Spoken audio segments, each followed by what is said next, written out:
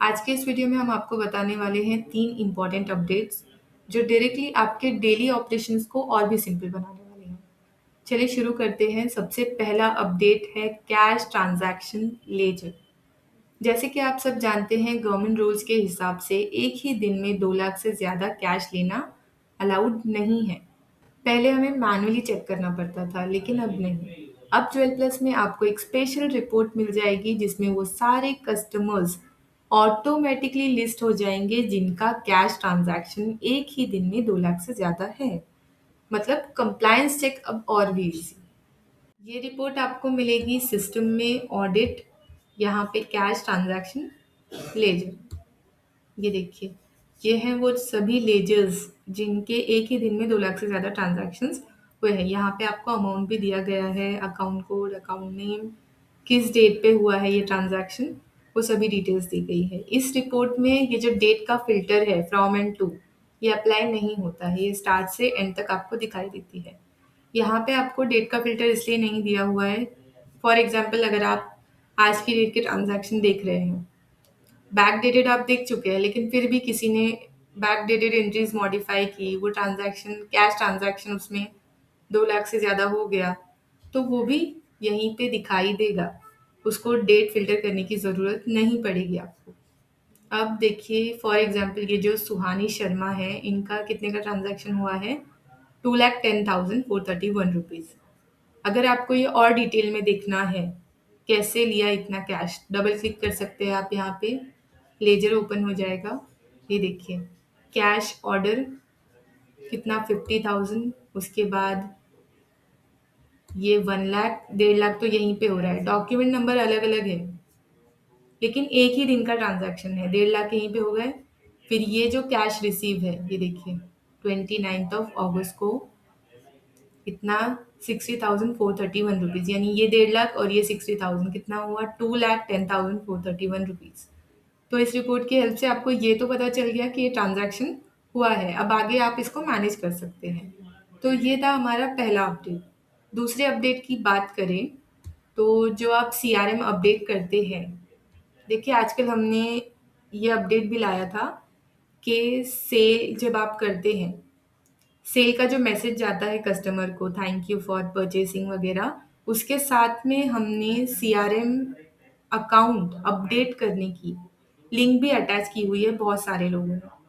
तो कस्टमर को जो मैसेज गया उसमें सीआरएम की लिंक भी थी। कस्टमर ने अपना डेटा अपडेट किया, जैसे मोबाइल नंबर अपडेट कर दिया, एड्रेस अपडेट कर दिया।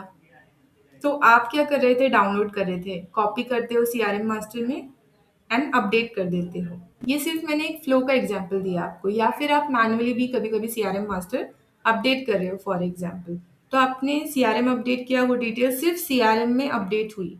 अगर आपको वही डिटेल्स अकाउंट मास्टर में भी अपडेट करनी है, जैसे मोबाइल नंबर अपडेट कर दिया है आपने सीआरएम में, अब आपको वो अकाउंट मास्टर में भी अपडेट करना पड़ेगा मोबाइल नंबर।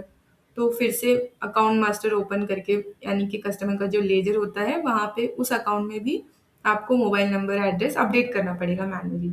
लेकिन अब नहीं, इस अपडेट के बाद आप जो डिटेल सीआरएम में अपडेट करेंगे वो अकाउंट मास्टर में ऑटोमेटिकली अपडेट हो जाएंगी, लेकिन एक शर्त पे कि सीआरएम अकाउंट एंड जो कस्टमर का लेजर अकाउंट होता है वो लिंक होना चाहिए। मैं आपको अगर एक एग्जांपल दूं, ये देखिए काउंटर में सीआरएम मास्टर का जो ऑप्शन है, ये देखिए स्क्रीन पे आपको एक सीआरएम अकाउंट दिखाई दे रहा है और एक अकाउंट मास्टर, यानी जो लेजर होता है कस्टमर का। तो ये लिंक है या नहीं है वो कैसे पता चलता है हमें, यहाँ पे देखिए अकाउंट मास्टर में सीआरएम कोड दिखाई दे रहा है आपको 17, और सीआरएम मास्टर की स्क्रीन पे अकाउंट कोड दिखाई दे रहा है आपको, ये जो भी इस अकाउंट का कोड है, ये देख सकते हैं आप। इसका मतलब है ये दोनों अकाउंट लिंक है। अब देखिए, इस अपडेट से पहले जितनी भी डिटेल्स अपडेटेड नहीं थी अकाउंट मास्टर में, सीआरएम मास्टर की, आप देख सकते हैं कि अकाउंट मास्टर में ना एड्रेस अपडेटेड है, ईमेल नहीं है, जीएसटी नंबर नहीं है, मतलब बहुत सारी चीज़ें अपडेटेड नहीं है। लेकिन सीआरएम मास्टर में ये सब अपडेटेड है। तो आपको क्या करना है, अब देखिए फॉर एग्जांपल इसमें से मोबाइल नंबर अपडेट हो गया, ये एक जो सिनेरियो हो सकता है मैं वो आपको एक्सप्लेन कर रही हूँ। For example mobile number update हुआ, ये ओके किया आपने। अब आपने देखा कि एड्रेस भी अपडेटेड नहीं है अकाउंट मास्टर में। मैंने यहाँ पे ओके कर दिया। अब देखिए यहाँ पे अकाउंट मास्टर की स्क्रीन पे मैंने फिर से ये अकाउंट सेलेक्ट कर लिया। आप देख सकते हैं। मैंने तो एड्रेस वगैरह कुछ अपडेट नहीं किया क्योंकि इस अपडेट से पहले सीआरएम मास्टर तो मेरा अपडेटेड था। अभी मैंने सिर्फ मोबाइल नंबर अपडेट किया है और बाकी की जो डिटेल्स थी वो भी यहाँ पे अपडेट हो गई सीआरएम को रीसेव करने के बाद, यानी मैंने ओके करके सेव किया। तो ये है सेकेंड अपडेट कि सीआरएम अपडेट करेंगे तो अकाउंट मास्टर भी अपडेट होगा। अब बात करते हैं थर्ड अपडेट की। आप लोग आपका जो इश्यू होता है उसके लिए टिकट रेज़ करते हैं। यहाँ पे हेल्प में आपको सपोर्ट टिकट का ऑप्शन दिया गया है। तो यहाँ से आप टिकट जनरेट करते हैं। जो टिकट्स जनरेट किए हैं वो यहाँ पे दिखाई देते हैं।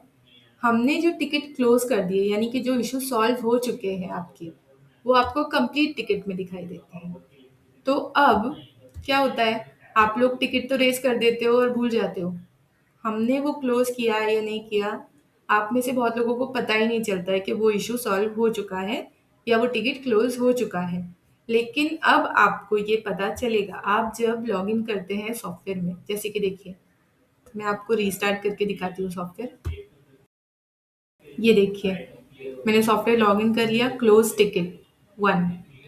इस तरह से अब आपको ये मैसेज आएगा, आपको यहाँ पे पता चल गया कि टिकट क्लोज़ हो चुका है। आपने देख लिया फिर हेल्प में जाके कि कौन-सा मेरा टिकट सॉल्व हो गया है। यानी कि अगर आज के दिन हमने टिकट क्लोज़ किया है, तो ये जो मैसेज आया था अभी, ये आपको पूरा दिन दिखाई देगा कि आपका एक टिकट क्लोज़ हो चुका है।